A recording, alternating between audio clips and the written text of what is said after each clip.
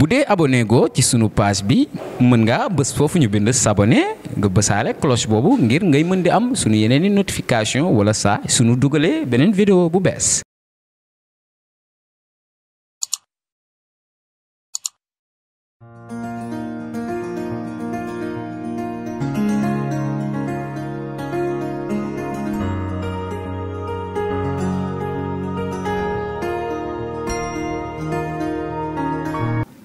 La cérémonie qui nous réunit ce jour est historique, à bien des égards.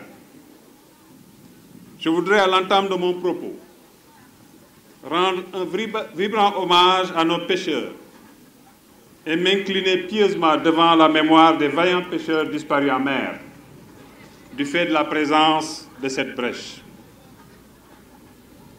Hélas, l'homme a toujours payé un tribut à la mer. Mais la reprise de l'émigration clandestine, constatée ces derniers temps, nous interpelle tous.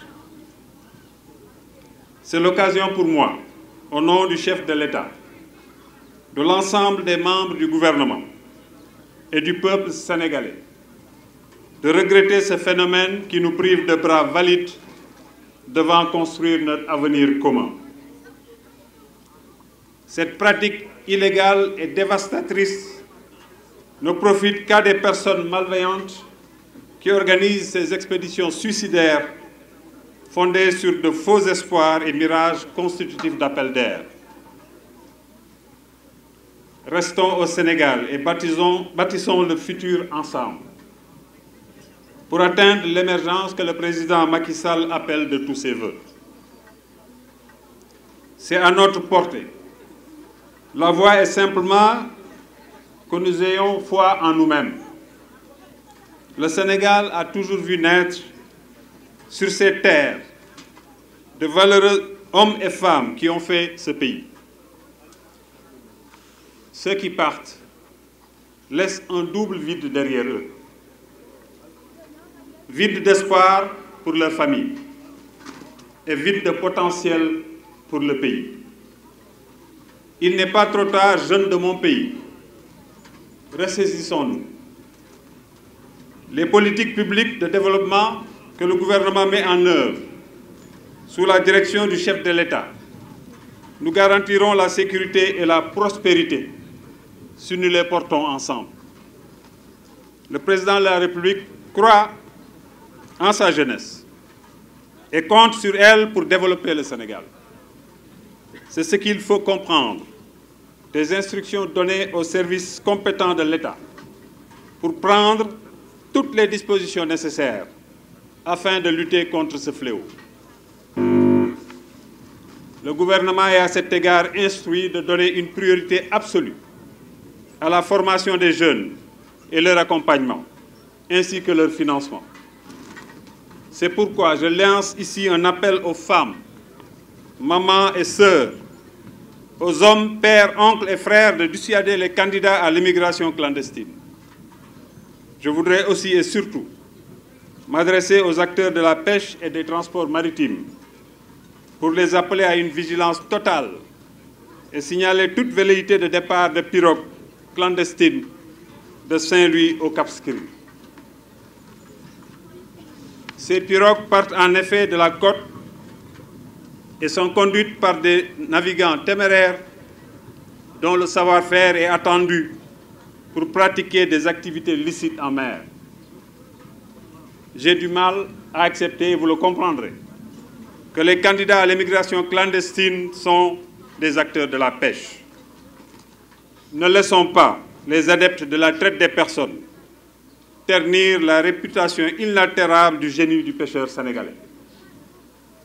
Mobilisons-nous par la sensibilisation objective pour freiner cette vague de départ sur nos côtes. Soyons aux côtés de notre jeunesse pour restaurer sa foi en ce pays. Mesdames, Messieurs, chers acteurs,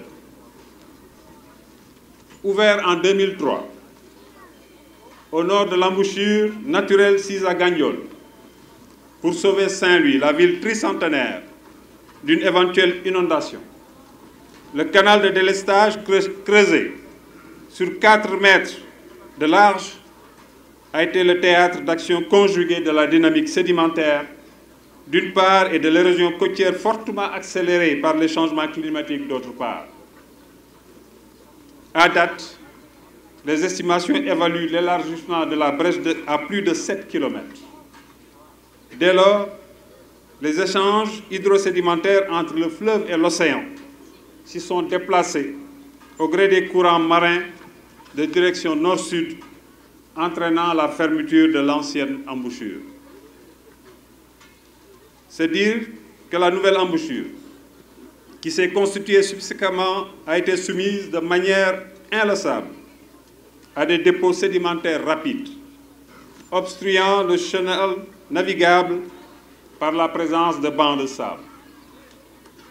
Le chef de l'État, toujours sensible aux préoccupations des populations, a très tôt, au lendemain de son accession à la magistrature suprême, compris l'urgence de trouver une solution durable à la problématique de la brèche de Saint-Louis. Fidèle à sa démarche scientifique, l'ingénieur président s'est refusé d'intervenir sans comprendre. C'est pourquoi il a engagé la recherche de solutions avec un processus inclusif et participatif. Sous ce rapport, il convient, comme l'a fait M. le maire, de rappeler le comité de pilotage institué en 2015 et regroupant universitaires, élus locaux, administrations et partenaires techniques et financiers pour travailler sur la stabilisation de la brèche. Depuis, la coopération néerlandaise a d'abord permis de réaliser une étude de base soumise et validée en conseil interministériel pour engager les actions d'urgence de dragage et de balisage retenues en attendant la finalisation d'une étude beaucoup plus approfondie. Les travaux qui vont démarrer sont en effet une solution transitoire pour freiner les multiples pertes en vies humaines de nos braves pêcheurs. Les connaissances actuelles permettent de manière maîtrisée de draguer avec un gabarit, paramètre physique, la reconstitution rapide des dépôts sédimentaires d'ici à la mise en œuvre de la solution définitive consistant à la construction de l'infrastructure qui sera retenue à terme de l'étude générale en cours au niveau de l'Agence de développement municipal au titre du projet de gestion des eaux pluviales. bu dee abonné go ci sunu page bi mën nga bës foofu ñu bind s'abonner nga bësaale cloche boobu ngir ngay mën di am sunu yeneeni notification wala saa sunu dugalee beneen vidéo bu bees